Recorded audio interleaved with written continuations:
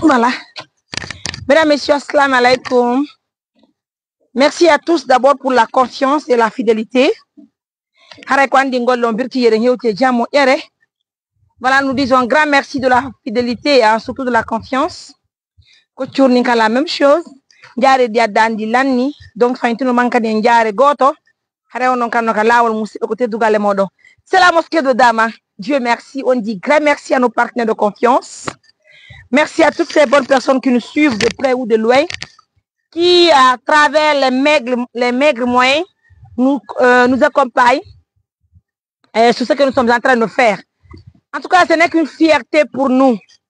Tawata hande darni jam je ɓuri ɗe jeɗɗi kamen em lagine hara hiɗe weltani Allah.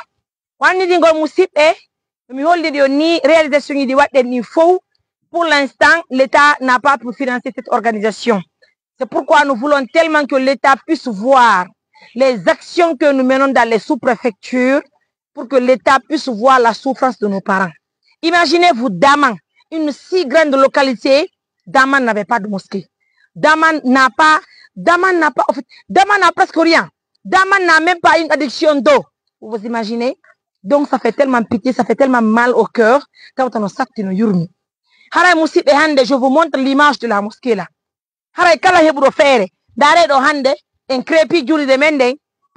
Bien m'aider à descendre là. Par manque de moyens, Jamiu Mengon, Bafe Hebachi, oui, Bafe Hebachi, Fenêtre Hebachi, Tol Hebachi, justement aussi, let the nyapi rien, surtout let the nyapi. Salam alaikum. Non, le crépissage là est très joli. Hein. Yare ni la nika dine. Eh? Non, boui. Alhamdulillah. Jami on labama. Ouais, voilà, très joli, hein? Waouh.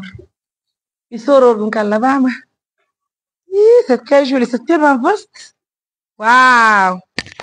Alhamdulillah Rabbil Alamina. Une fenêtre, 2, 3, 4.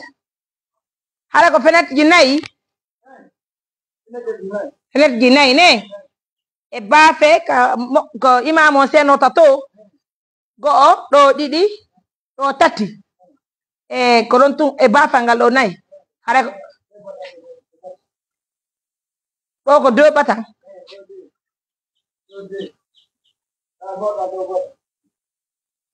Donc, 2 batang. Non, non. Tano. Donc, bah, fait un tati, 2 batang, 2 batang, 2 batang. Kaima mon centre on gota les dos. Wow. Musibe harahide weltani julbe alla ben fo. Ça fait vraiment plaisir de vous montrer. Et Barry, viens. Tu enlèves tes lunettes. Donc, Musibe, je vous présente Barry. Barry Kadi, il est membre de l'ONG. C'est un jeune qui travaille très bien avec nous. Sinon, il est marié, hein? Mais il travaille très bien. Tout ce que je lui demande, il le fait avec plaisir. Donc, je vous le présente officiellement. En cas où il y a des missions, déjà, les gens ont dit Oumar. Tant d'autres ont dit. Donc, si Mariam est occupée de l'autre côté, il peut venir réaliser les activités avec nous. Et Inch'Allah, il va commencer à faire les émissions petit à petit. S'il n'est pas avec moi, il sera avec Ablaï. Là où j'anime cette émission, Ablaï n'est pas Mamou, il est à mission quelque part pour une formation. Donc, je vous dis en toute sincérité, le boulot, ce n'est pas une chose qui est facile.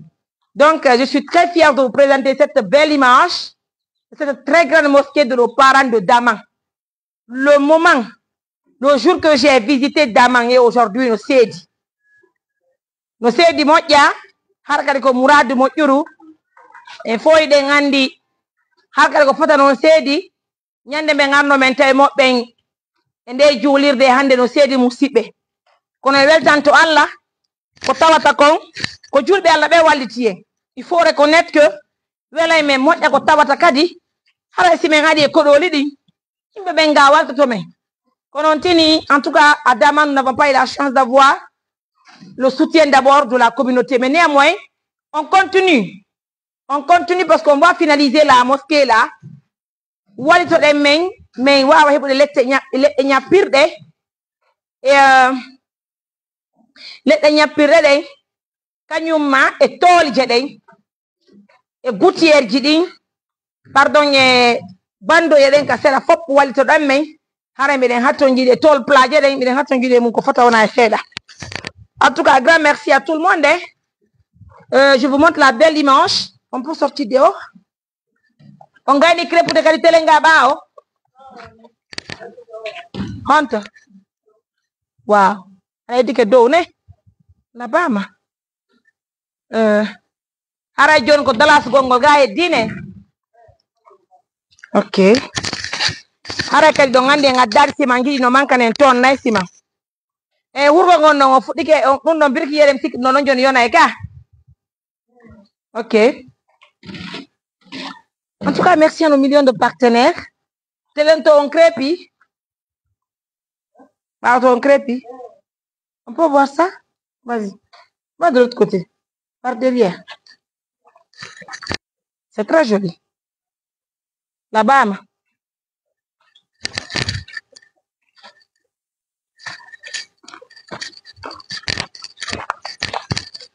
Haray ko ngal ɗo kadi bafal, ok? Ko julɗo amba Allah kadi hombo wallata men fi bafe ɗen. Pour les portes de fenêtres, il faut un montant de 8 500 000. Haray déjà sous de l'on doit kadi jango heɓito mesiron tiki tiki parce que men yoti fi mum. Haray no laban regarde, c'est très joli. Alhamdulillah. Maintenant, Moussipé, si tu écoutez, je veux revenir un peu pas de Daman. Aucun membre de l'ONG est de Daman. Daman, c'est une localité qui malheureusement avait besoin de, n'avait pas les moyens. J'aimerais prendre l'image de la mosquée. Je vous dis en toute sincérité, nous faisons tout ce que nous faisons, c'est parce que nous voulons aider la population lambda. Donc, hande kala itu do 100 francs wadi ende juli de wona Mariam wadani. Ko sadaka o itti. Sa andi ke 100 francs. A sodi tapis jidi. Le tapis c'est 18 millions. A sodi peinture jidi, un montant de 6 millions soni en peinture jidi. Ma dum hande ayo bani en peinture yo. Ma nyappa be ma sodi le nyapira na Mariam wadanda ko hore ma wadanda. Oubliez la tête de Mariam. Regardez la réalisation que nous faisons. Regardez ça. Regardez les réalisations qui sont faites à travers cette organisation. Kala sadaka mo ittu don hara ko hore mo ittando. Toro den kadi Allah yo Allah okkore itte be sadaka hara wona ndi saybe quoi. Allah okkore itte be sadaka hara wona ni sitebe si itti. Parce que ça itti a okki goddo hunde foti hara jofilay. Ko Allah okkata jawdi. Kono no musibe si Allah okkorima jawdi okkima ciutal okkugol miskina taw toro den Allah taw hara ko sadaka jabaro musibe. Le maître est là. Le maître maçon. Assalamu alaikum. Nice. Jaka jaare ndi lanni kan. Andi hebu golay otto taw ara wa ko problème. Ko pisage no labede. Labede mo ya. Wa figa. Piji di wela fi ko munya ko. Allah ko men kadi fere hara kadi ngolli des projets ji buinani. Alhamdulillah. En tout cas ko darna ne nya sagala ay ko benen kadi wondi ka medem Daman. Alhamdulillah, nous sommes vraiment fiers du jeu. Il travaille très bien. Ara ido ngandi no manka den ton naisima. Maître ton naisima ngoyo nai.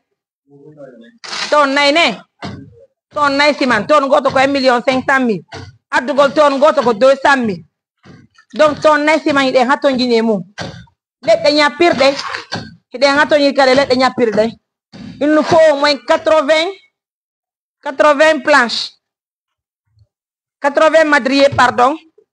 Puis qu'on y a pire ko. Hara kadi musibe faintini den haton gini kadi e 120 feuilles de tôle. Ko nya pire ko. Hara iden tori balla. Wow. Bon courage. Hein? Ah ouais, même bino doye. Onon kadi ala ko baraji di nani. Wala ni miskina be wala ok fo me den baraji di. On faut que de la soirée tu vas n'y paga. Quand nous manquons, incono si abe. Kasi ko batte be hande kadi be ngasa be walla e hande nani. Andi ko do tunja mi tawata gila fuddi demmo. higidi retardi seɗa kono andi koye julɓe ɓe fayete yo Allah tago moƴƴere sutti yeeso na yo Allah moƴƴinangi minen time retardi on kono ça va aller merci à tout le monde na jaren ndin noon hiɗen tangini inchallahu janko ɓe addi daren ndin na ok andi addugol ɗum on c'est pas facile sikki ɓe yewtinanki curini timmuno chargement timmano na demi ok problème là à tout à l'heure mes amours aidez-nous pour la finalisation de la mosquée bye